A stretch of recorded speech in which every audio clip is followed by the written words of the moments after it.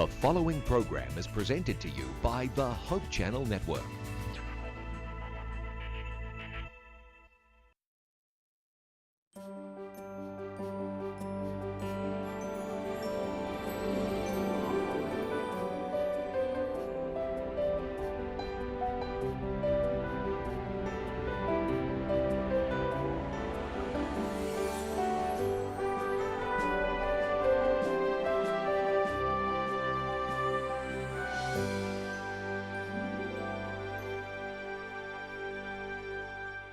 Welcome to Gift of Light, a program designed to provide you with clues, hints, and insights from one of America's most translated authors, Ellen G. White. Today we have a special guest, James R. Nix, director of the Ellen G. White Estate for the Seventh-day Adventist Church World Headquarters in Silver Spring, Maryland.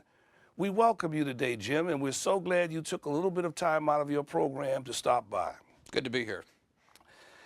Tell us a little bit of how you became interested in Ellen White, the person, and any other individuals related to her.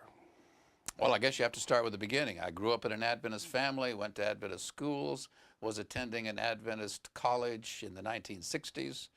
And even though I'd heard about Ellen White all my life in school, in church, etc., even in my family, I really had never thought about her as a person. Okay. She could have been a contemporary of Henry VIII or Martin Luther or, anybody like that. She was not someone that I could relate to. We had a week of prayer speaker at the college I was attending, which was in California, by the way. And I don't know what his point was, and I've kidded with him since, but somewhere during one of his chapel talks, he said, I have a lady in my church that knew Ellen White and knew other pioneers of the Seventh-day Adventist Church. And I thought, I could talk to someone? I could actually go visit with someone? Yeah, that sounds and that's good. how it all started. He mentioned a former church school teacher that was a member of his congregation. And he said on Sabbath she'd go like this during his sermons, and once in a while she'd go like this, and he knew when she went like this, he'd made a blunder. And I thought, I've got to go meet this lady. And that's how it started. Her name was Mrs. Alma McKibben, and she was first church school teacher, first Adventist church school teacher in the state of California. And she wasn't even, I don't think she was 5 feet tall. She was about 90-some years of age when I met her, 95, 96, something like that. And she just welcomed me in like you would expect an old teacher. I'd never talked to anybody in my life that was 95. And I said, I want to talk to you about Ellen White. And she began to share stories, her memories of Ellen White when she was a young girl in the 1870s, 80s. And it opened up a whole new dimension for me about Ellen White as a person than I'd ever had before. And from there, I decided to go on up to, she lived in Mountain View, California, and I decided to go on up to the area where Ellen White's last home was, near St. Helena, California, called Elmshaven. And there I met several of Ellen White's grandchildren, actually her daughter-in-law.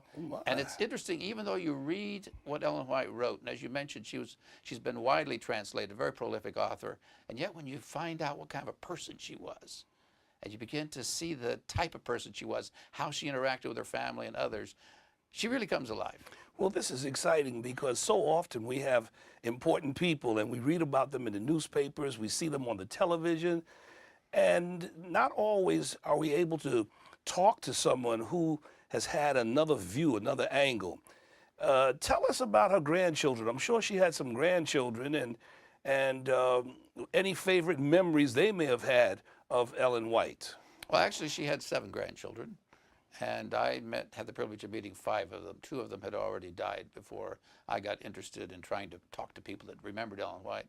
And sure, let me tell you the story about the oldest granddaughter. I asked the oldest granddaughter one time, Ella Robinson, Ella White Robinson was her name. She was in her 80s when I talked with her, and I said, Ella, of all your recollections of your grandmother, what's your absolute favorite, most favorite one? Well, she was 33 when her grandmother died in 1915, so obviously she had a lot of memories. And she said, Jim, that's easy. She said, grandmother was preaching one Sabbath, and she said she was wearing a loose-fitting black sack dress. And she said, as she was preaching, she was talking about the matchless love of Jesus. That was one of Ellen White's phrases. She liked to talk about the matchless love of Jesus for each one of us. She said, on this Sabbath, grandmother was talking about the matchless love of Jesus. And she said, right in the middle of the sermon, everybody was listening, but she said, right in the middle of her sermon, grandmother stopped. And she said, she looked up as if she were looking right into the very face of Jesus. And she said, oh, Jesus, how I love you, how I love you, how I love you. And Ella told me of all of my memories of my grandmother, that's my absolute most favorite recollection. You know, that helps us to understand the theme and the passion that she writes with, because it's very evident when you read many of her books, the love that she had and held in her heart for Jesus Christ. Well, you can hardly read a page in Ellen White where she doesn't talk about Jesus, doesn't urge people to come to Jesus. I mean, sometimes I kid in talks that I give about Ellen White, and I say her middle name should have been Evangelism instead of Gould. It's Ellen Gould White. But I say it should have been Evangelism because she was an evangelist, always wanting to bring people to Jesus. Now, what other stories do you recall with her grandchildren? Any picnics, buggy rides, or anything else that they saw from grandmother that stuck with them as they shared some of these insights with you? Well, I can go that way, but let me go back down. Okay, McKibben. sure. She was the first one I talked to. And I was this college kid, and I was scared stiff. As I mentioned, I'd never talked to anybody in their 90s. Certainly never gone up cold turkey and knocked on a door and just said, I want to talk to you. All But right. one of the stories she told me happened sometime early in the last century. I don't know the exact year, but Mrs. McKibben was living in Healdsburg, California. Ellen White was living at her home in Elmshaven near St. Helena. And she said that on this particular occasion, she said, I was feeling very ill. And I wanted to get treatments at the St. Helena Sanitarium, which was about a mile from Ellen White's home.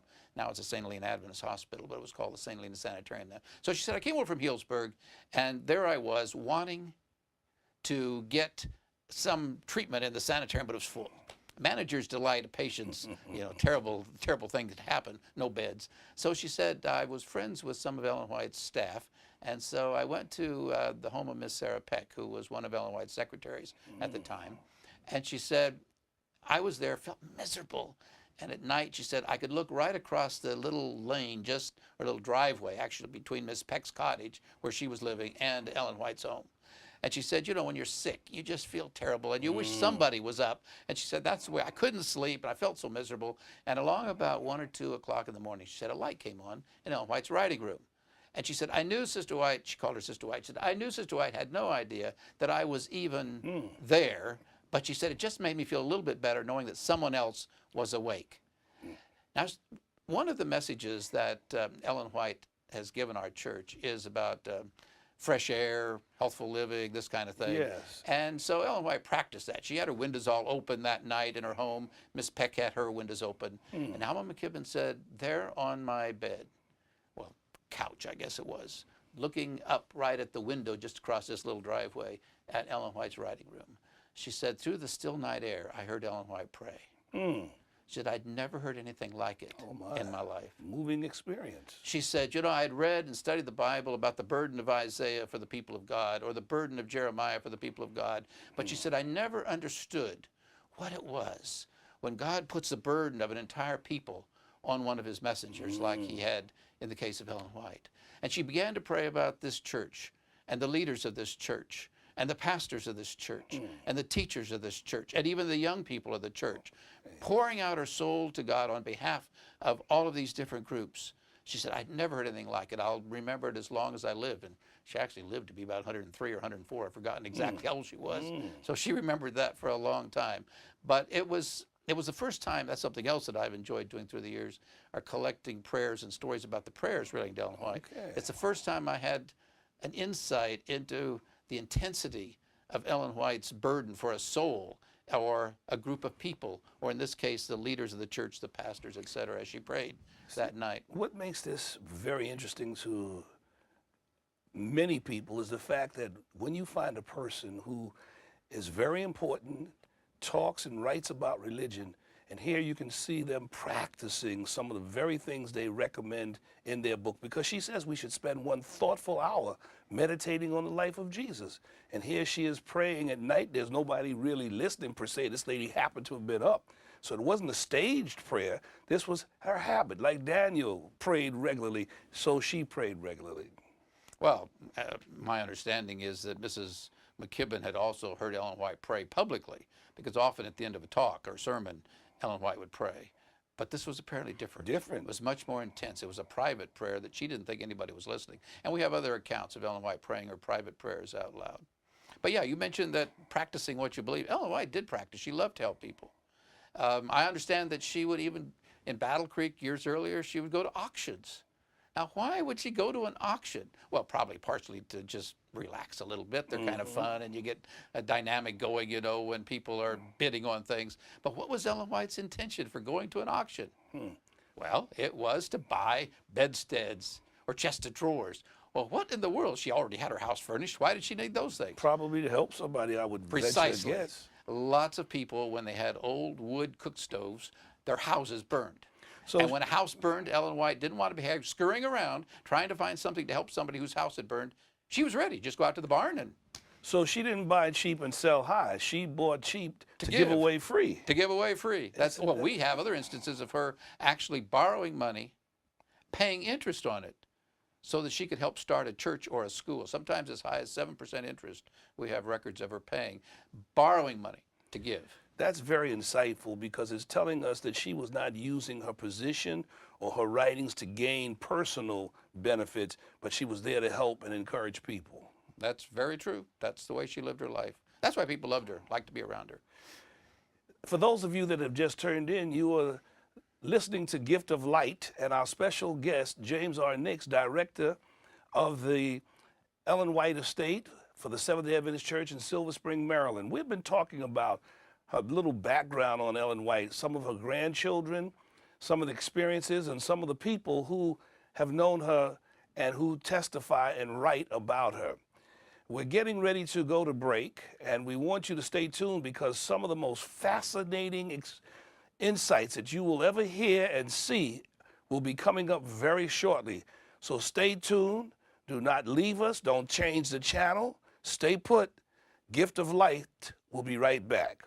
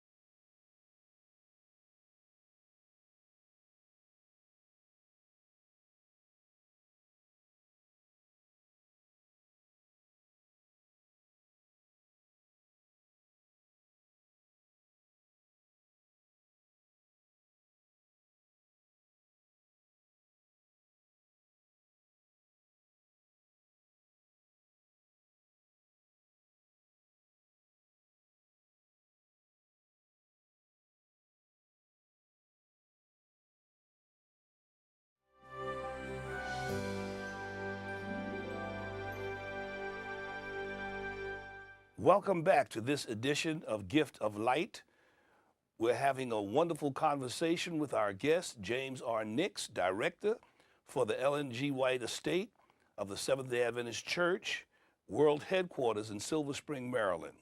Jim, tell us a little bit about what it was like to live with Ellen White in her home. What was worship like? What was the food like? Give us a little feel for her in the home. I hope that question implies that I'm giving you the feel through the eyes of the grandchildren I talk to, because I'm not quite that old, Ivan. No, I but- understand. I understand. Anyway, As yeah. related to you from the Sabbath, grandchildren. let's just relate. Let's start with Sabbath. Okay, all right. Several of the grandchildren told me that Sabbath was the high point of the week. As soon as the sun would set at the end of one Sabbath, the family would start thinking about next Sabbath. What are we my. going to do? Okay. What are we going to be? What are we? Even the flowers. Elmshaven, which we mentioned before, was in a fairly temperate zone, so they had flowers much of the year. And so they would even go, the grandchildren would even go around in their grandmother's flower gardens and say, that one will be perfect. By Friday afternoon, clip it, and we'll have bouquets on Sabbath. So when the Sabbath began, the the boots had all been polished, the baths had all been taken, the food was all prepared, everything was ready, and they lived about a 5-minute walk. The grandchildren lived about a 5-minute walk from their grandmother. And so they would walk down the hill to their grandmother's house, and there they would be all ready when the Sabbath began. When the sun would set, they were ready. Now, other people that were visiting Ellen White, or maybe some of the staff would come in. Usually Ellen White, during the week, had worship just for the ladies that lived in her house. She had several other staff members that lived in other cottages surrounding her home. They would often come to start the Sabbath and open the Sabbath and close the Sabbath, and the grandchildren would come. And they would sing. Ellen White liked music. And so they would pass hymn books around. They had, we call them today, an antique pump organ. Then they were just a parlor organ because they weren't antiques yet. But they just had an antique, which we would say an antique pump organ. And someone would play the pump organ or the parlor organ, and they would sing. You might think, well, if Mrs. White was the messenger of the Lord, she obviously had it all figured out, and she's going to say, you got to sing this and this. Not so. You'd call out a number, someone else would call out a number. Once in a while, Ellen White would call out one of her favorites, and they would sing. And then they would have the worship. The worship itself was always from the Bible. Ellen White, according to what I was told by the grandchildren, Ellen White would have picked a short chapter. She kept her worship short. She didn't want to weary the grandchildren, but she kept them short. But it was always from the Bible. I asked, do you remember ever hearing your grandmother comment? No? One of them told me, no, I don't remember grandmother ever commenting. She just had picked a few verses or a short chapter, and she would read that. And then they prayed. Everybody prayed. All around the circle. Didn't make any difference if the president of the church was visiting or the president of the local conference or who it was. Everybody prayed. Just sentence prayers. Very short. But everyone, from as soon as you could start speaking, just string together a couple of words, you were part of that prayer circle. It sounds like there's real participation going on. Well, it was intentional. It was participation, but it's intentional. All right. As one of the grandchildren said, we didn't understand at the time. But looking back, we know what was going on. When Ellen White was a teenager and first accepted Christ and wanted to pray out loud in the prayer meetings, she was too shy. She could not pray, couldn't bring herself at first to pray in front of adults. She did not want her grandchildren growing up not being able to, being uncomfortable praying in front of adults. Right. So if as soon as you learn to talk, you say learn how to pray. Say a sentence prayer, and the next person, you can pray in front of adults. Then afterwards, they would review their Sabbath school lesson for the next morning. Now on Sabbath, when Ellen White was speaking in a nearby church, the grandchildren, they'd heard their grandmother speak, and I tried to ask them a little bit about what kind of a speaker she was, and they pretty much left it up to me to read the descriptions that are out there. Because the grandchildren, what they were focusing on, I guess like any kid would, was the picnic lunch on the way home. Oh, okay. All right. So they go to the little church, wherever, somewhere in the vicinity, and whichever one, Ellen White had been invited to this church and that church and the other church enough time to speak, that they knew where the favorite place was. So if we went there, we're going to stop here for the picnic lunch. If we go to this church, we're going to stop here. See? So they had it all worked out because they'd been to these churches enough times. So Ellen White would speak. Now, one of the people that I mentioned, that I met back there that I haven't mentioned yet was Ellen White's daughter-in-law. She told me something very interesting. Ellen White is noted as a writer and also as a speaker. I mean, she's remembered in history as both. But there were no public address systems in those days. Okay. And the daughter-in-law told me that by the time Ellen White had projected her voice to make her voice heard, because there was no, PA system, why she would be wringing wet with perspiration when the sermon was over. So they would take her in a back room and they would dry her off and she would change clothes. Now this was fine with the grandchildren. because when kids have sat in Sabbath school and then church, they're full of wiggles. And the last thing they want are adults standing around talking for a long time. But by the time Ellen White had gone into a back room, had changed her clothes, most of the people had left. So they could get in their buggies and go to the favorite picnic place. And that's what was, and get to the food. that was on their agenda, was the picnic place. So they would get there, and one of the men or a couple of the men would take the kids out for a walk while the ladies were getting the lunch ready. Now, they fixed their food on Friday, but they would warm it up Sabbath morning. And they had some kind of they called it a fireless cooker. I'm not exactly sure what it was, but some kind of a thing they could put a loaf or whatever in, and it was a thermal thing, so it would keep it warm. So they had a warm picnic lunch. And they would all sit down afterwards and enjoy the lunch. And then what would they do afterwards? Well, did they run around, play a few games, or? Not that I heard about. They may have. They'd already gotten their wiggles out in the hike while the ladies were getting the lunch out. But what were a couple of things they did for a little while before going back home? Well, one is whatever letters had been received at Ellen White's office from church leaders who were traveling, or missionaries maybe in South America or China or Africa or somewhere, the most interesting ones were saved. Okay. And they would read those. So that the grandchildren and everyone could kind of find out what's happening out here in the mission work of the church, or what's happening here. Well, as one of the granddaughters told me later, she said, you know, we didn't think anything about it. We were just hearing these mission letters from this one or that one. But she said, when they got older, I realized what grandmother was doing. Grandmother wanted us to know that we were part of a worldwide church. We were not just part of the little congregation or the congregations where we went, where grandmother spoke. And this was such a natural way. What I'm pointing out is Ellen White was very intentional. Even her writings. They would save the chapters, whatever Ellen White's had been working with her secretaries or editorial assistants on during the week. And Ellen White had already read through it. She knew what it said. Now they would have someone read it. Usually Ellen White's daughter-in-law, who was, I believe, born in India, at least grew up in India and then later in Australia, so had a different accent than Ellen White's accent from Maine, where she was born. And they would read the chapters. Why?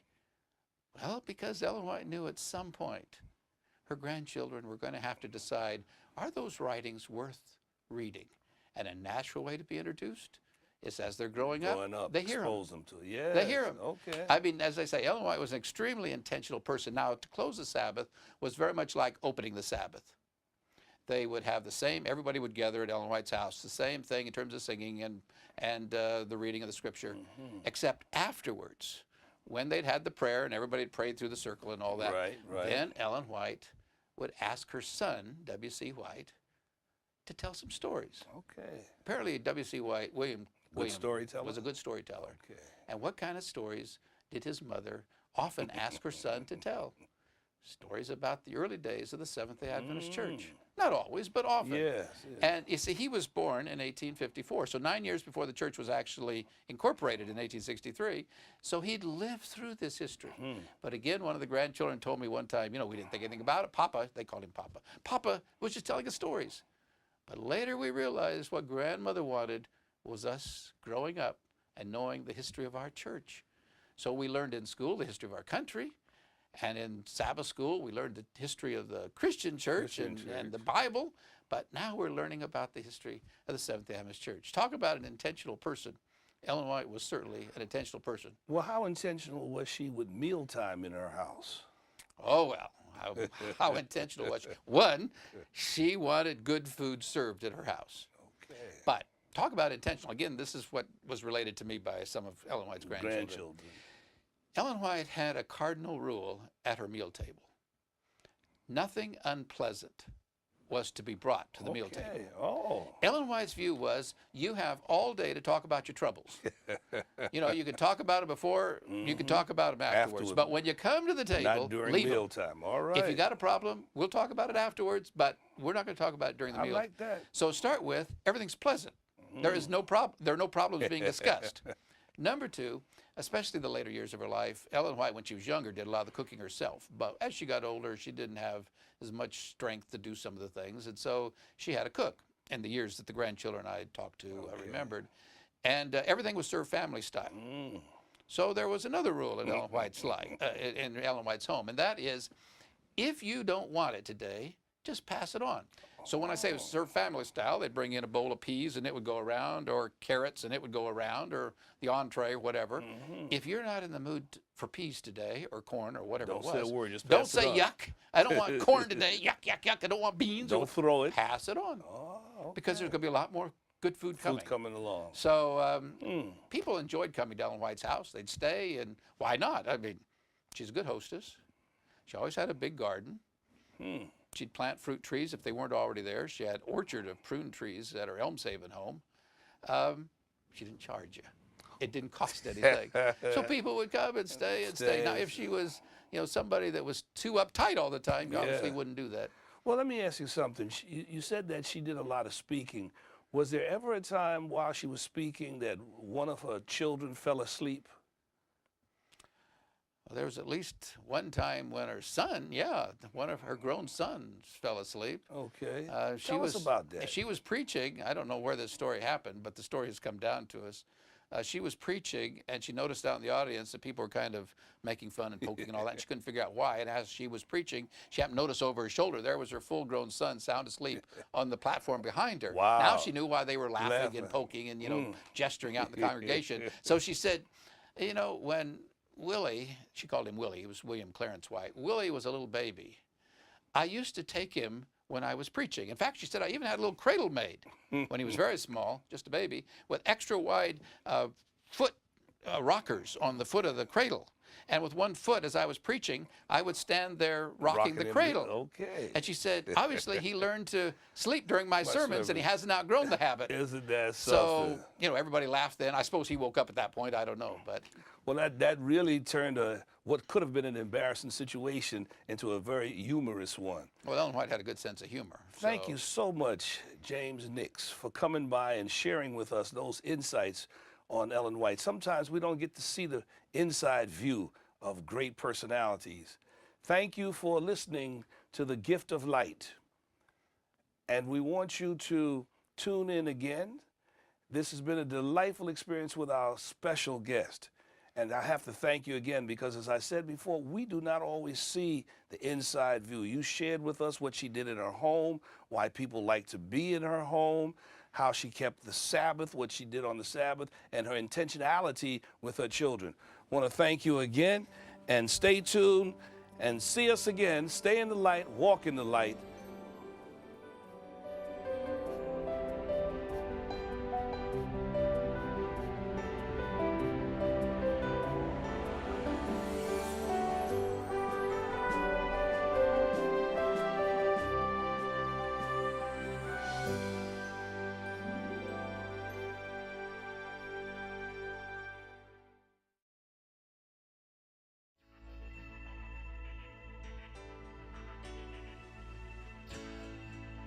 This program was brought to you by the Hope Channel Network, thanks to the generous support of viewers like you. In the United States and Canada, call 1-888-4-HOPE-TV. That's 888-446-7388.